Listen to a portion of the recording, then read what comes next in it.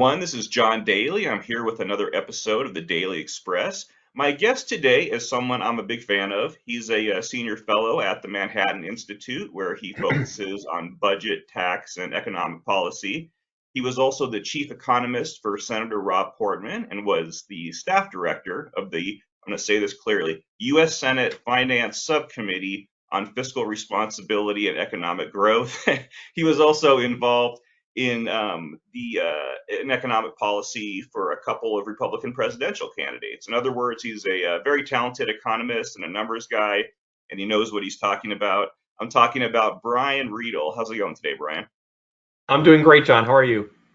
I'm doing great. Well, thank you. Thanks for joining me. It's great to have you on. This is the first time you and I have met. However, I bookmark your tweets all the time because you provide all kinds of useful, snappy economic data and economic perspective that I often cite in my own columns. I was sitting, I don't know if you even knew this, I was sitting front row at the Principal's First Summit in Washington, D.C. earlier this year, where you Cool. were a speaker. And I listened to you. I got some great pictures, by the way, if you ever want anything for your portfolio on Snap. So some good close-up in action shots there. But I listened to you and other very knowledgeable economic minds talk about the fiscal state of our hmm nation, after which I wanted to throw myself off a balcony after hearing all the gory details. So, and I try, and I know I'm sure you feel the same way, but you are, of course, deeply invested in economic analysis and policy matters. You've dedicated much of your career to it. You have a very good handle of where we're at right now as a hmm nation. So my first question to you, Brian, is how do you still have any hair left on your head? Oh man, it's all depression and stress in my job. I kind of joke when I give speeches that it's the gloom and doom tour. Last week, a week ago today, actually, a week ago right now, I was giving a speech at my alma mater at the University of Wisconsin. And, I joked at the end that there needs to be an open bar because some of the data that I was giving was so depressing that really you just need to go get drunk. Well, let's we can start just about anywhere, but I wanted to first talk about U.S. spending and deficits. Our national debt is rapidly approaching $36 trillion. It's basically doubled from where it was at just about 9 years ago, less than a decade. The CBO just reported the numbers for the 2024 deficit. Can you share what those were and what the trajectory means for annual deficits moving forward? Yeah, the deficit this year was $1.8 trillion, which is enormous. Just a few years ago before the pandemic, it was about 700 billion. It's now 1.8 trillion. And at 6.4% of GDP, it's one of the highest deficits we've ever had during peace and prosperity. And the thing is, we've run deficits this big during wars and depressions and deep recessions. But when you're running deficits of 6% of GDP during peace and prosperity, you're in deep trouble because if anything goes wrong, it's going to keep getting bigger. And according to the budget projections, if we just continue current policies, extend the tax cuts, keep Social Security and Medicare benefits going, keep everything else going, the deficit is going to $3.8 trillion a year in 10 years, which is 9% of the economy, which is wildly unsustainable. And the two caveats with that 3.8 trillion is it's the rosy scenario. First, because it doesn't take into account everything Trump and Harris want to do to make it even bigger. That's just to keep what we're doing now. And second, because it assumes that interest rates on the debt stay low, which is increasingly unlikely. If interest rates rise on the debt, we could easily see deficits of 4.5 trillion per year, 10% of GDP during peace and prosperity. This is the path towards a debt crisis.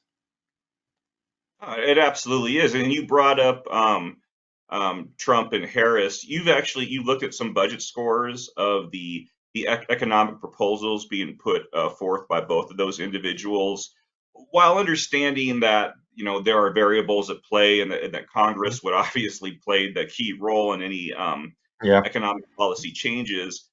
how scary, I'm out there and I hear Trump talking. I mean, at this point, he's sort of, and I get that some of this is bluster. He's out on the campaign trail saying every audience he talks to, he picks out a demographic and basically tells them they're not gonna have to pay taxes on things. He's Yep. gonna give them Yep. tax exemptions. We're just gonna tariff everything. But how scary are these nominees' proposals, and whose proposals? And I get this is hard, maybe a hard call, but whose proposals are scarier to you of the two presidential candidates? I mean, they're both living in fantasy land. I think the reality is that the era of free lunch economics is over. Interest rates are rising, the baby boomers are retiring, deficits are unsustainable, and the politicians haven't gotten the memo. And they're still handing out benefits like they're Santa Claus. Under the Trump plan, um, the current baseline is 22 trillion in deficits over the next 10 years. The Trump plan would actually push it up to $30 trillion in new borrowing over the next decade. The Harris plan would only turn it up to about 26, $27 trillion in borrowing over the next decade. So really pick your poison. And it's even more scary because even those budget plans assume offsets that Congress isn't actually going to do. Like Harris has a lot of big spending programs that she would pay for by taxing the rich. If you know Congress, they'll pass the spending programs, they'll probably strip the tax hikes for the rich, you'll get even bigger deficits. Trump would add trillions more into deficits if not for the tariffs. The tariffs, I think we have reason to believe, if they occur, are not going to raise nearly as much money as Trump believes, which means you might get all the costs and none of the offsets. So really, I mean, you're looking at people who are going to double the national debt in 10 years. It's so out of control. It's so unaffordable. And it hasn't always been this way. People say, well, presidential candidates always promise impossible things. In the 80s and 90s and most of the 2000s, there was a lot of pressure in presidential campaigns to pay for your proposals. And I know this because I worked on some of the presidential campaigns. It was always, are your plans paid for? Are your plans paid for? And they'd release plans showing that my stuff is paid for. And some of it was gimmicky and they didn't always hold to it. But they didn't just go off and say, here's $10 trillion in new benefits. That's relatively new. Well, you worked on was it the 2012 Romney campaign? I was director of budget policy. Basically, I wrote the Romney budget plan in 2012, his 10-year deficit reduction plan. I was also director of budget and tax policy for the Rubio campaign in 2016. And I've done a couple other campaigns that I refuse to discuss because they didn't go well. Oh, that's all right. That's all right. No, I was a big, Romney Ryan supporter in large part because Mm-hmm. they were serious about the economy. Ryan was, Mm-hmm. so many people that he was such a policy wonk, and his heart was in the right place. He was work effort was great. Yeah, this is gonna sound super geeky. We were talking about that before we went on, but I've had like maybe two political bumper stickers in my life. I haven't had one in years, but one was I had this one I saw somewhere, the Obama Hope, that iconic one. There was a spoof on Yeah. that with Paul Ryan, same color scheme, same design, that said math below, and I had that on. Yes, I've seen It that. drove people nuts. It drove people nuts. But I know I felt they were so serious, and I think the country would be in a much better place right now if Romney had won. But that's water under the bridge. But um, as you can tell, I'm a small government conservative, and I think maybe there are three or four of us left, Brian. But three or four dozen. I'll be a little It was just generous like there. But that meme. There's dozens of us. Arrested Dozens. Development, a classic, yes. Yes, what's But so development? most of my readers, they are, and listeners too, they are center right. Most of them are Republicans. And what I hear from a lot of them, and I'm sure you hear this all the time as well, is that, the pre-COVID Trump economy was great and inflation was low. And so if Trump is elected again, he'll work his MAGA magic, and then the same thing will happen. The economy will roar, Yeah. everything will be affordable again. Brian, does that sound reasonable to you? No, it doesn't. The reality is this: Trump got elected during a boom. The economy was already, no, it wasn't like a roaring boom. It wasn't in 1950s, or 19, like it wasn't huge. But Trump took office in an economy that was already expanding, already sustaining it, already doing well. And then Trump added trillions of dollars in tax cuts and spending hikes to an economy that was already growing normally. And lo and behold, the economy didn't go into a recession until the pandemic. Well, wow, congratulations. I mean, no offense, but that's not an accomplishment. I can inherit an economy and inherit a growing economy and throw trillions of dollars of stimulus. Yeah, I'm going to do pretty well too. Um, Now Trump is going to be inheriting, if he becomes president, a different economy, an economy that still has a lot more inflationary pressure than it used to, an economy that still has some dislocations from COVID, an economy where trade policy is teetering. You can't just compare a president in one era to a president in the other without taking into account the conditions they dealt with. And we hear a lot of things like, well, Trump had tariffs and we didn't have inflation then. Trump's tariffs back then were limited to a few small items like washing machines and aluminum. And those items, the prices soared. Trump put tariffs on washing machines. Washing machine prices went up 10%. Trump, the small number of items did go up, and overall inflation slightly inched up. What he's talking about now with the tariffs is 10, 20, 30, 50 times bigger than the tariffs he did back then. So to say, well, we didn't have broad inflation from those tariffs, so we weren't from this one, it's apples and oranges. Those were small tariffs on a few goods where the prices did soar versus we're going to put a 20% tariff on every damn thing we import. It's a completely different situation. Of course, you're going to have inflation then. No, and I think you bring up a good point earlier where you said, people don't, they kind of want to look at a preferred snapshot in time when they evaluate presidents and not the economic conditions that existed. I have no problem with when people say, the first 3 years were great, but then this, the pandemic hit. You can't judge the economy. You can't assign that to Trump, and I'm Sure. very sympathetic to that.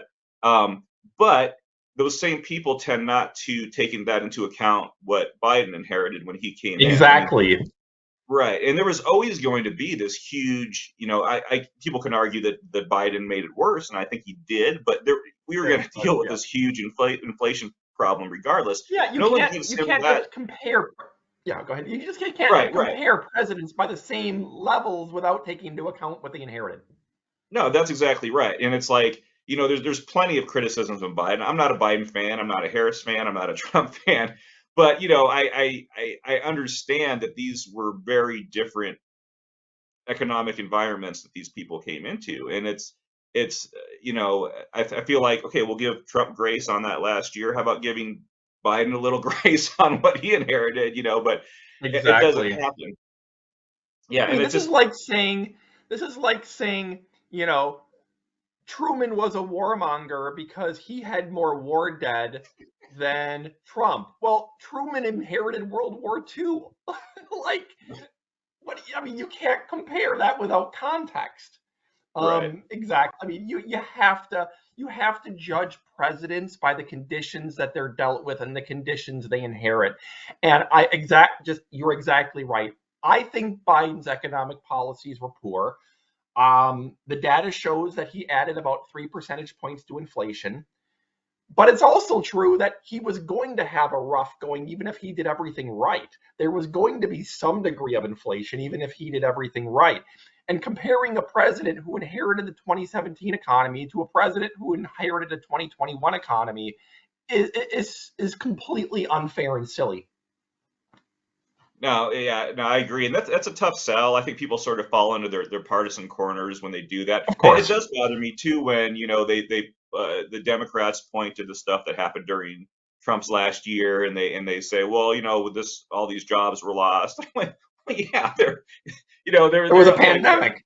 right, exactly. Exactly. And So so you're it's exactly just, right. This happens on both sides. oh yeah. I mean, the context only matters when it benefits me. Otherwise, we ignore context, and both sides do it. And both sides are complete hypocrites. And as an economist, I pull my hair out. No, I hear you. I hear you. So another argument I hear quite a bit is that we have plenty of serious domestic issues that need addressing in our country. The southern border, entitlement programs, obviously, hurricane recoveries. Just to talk about something that's in the news right now, and therefore, why on earth are we sending all this money to Ukraine? And now I have argued why I think it's important to the world, not just to the United States, that Ukraine, survives and Putin fails. But from a fiscal perspective, Brian, how much? And maybe this, I think this will be maybe sort of a learning Yeah. example here, but how much are we spending on Ukraine? How is that money being used? And is there any truth to the claim that Ukraine funding is keeping these big domestic problems from being addressed? That's a great question that I will. Let me make 3 points on this. First, in just how much money we're spending on Ukraine, it's been about $58 billion per year on average, which means it is 0.9% of federal spending. It is not even 1% of the federal budget. It is not holding back anything else we're doing, as evidenced by the fact that there's a $1.8 trillion budget deficit. There's no one, if we didn't have Ukraine, the budget deficit would be $1.7 trillion and everything else would still be going on. Nothing is being shortchanged because of Ukraine, because nothing is being shortchanged, period, in Washington. Everything is getting its benefits. If you assume that the expenditure wraps up at about $300 billion total, then that will total 0.2% of the 30-year budget deficit over the next 30 years. Again, 0.2%. This in the long-term budget is a rounding error that is not stopping us from doing anything else. That's point one. Point two on that is a lot of this is money we were going to spend anyway. And what I mean by that is what we're doing with a lot of this funding is we're sending Ukraine old munitions that we were going to phase out anyway and replace, and then spending the Ukraine money replacing it with new munitions for America. So you take the munitions we were going to buy 3 years from now, and we're just going to buy it today instead and send the old stuff to Ukraine. So in that way, we're actually spending a lot, I don't know if it's most, but a lot of this money actually on American supplies, and it was American spending that was going to happen anyway in the next couple of years to replace munitions. So we're really just moving up the timing of a lot of defense spending.